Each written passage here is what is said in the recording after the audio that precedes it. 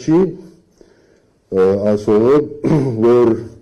Ռուսաստանի նախագահը ասեց, թե նույնիսկ Հայաստանը չի ճանաչել անկախությունը։ Այլ առիթով ասվել է, նույնը երբ որ ինքը Ռուսաստանի նախագահը այդ քննադատությունը արեց կոնե ինչ-որ փոքր լրագրողական շրջանների համար ասել եմ, 2012 թվականին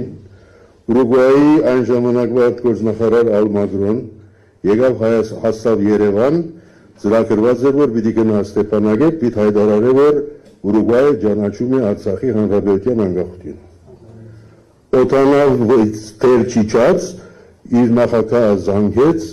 որովհետև Մոսկվայից զանգել էին, որ հետ տոկավ։ Ուրեմն Ռուսաստանը շատ մեղքեր ունի այս բոլորի մեջ, հանգած չկարծե, որ այս բոլորը մոռացել ենք ամեն ինչի մեջ, և կարգավորման գործընթաց, և խաղաղապահ, և դեղահանություն, և մնացածը, և նաև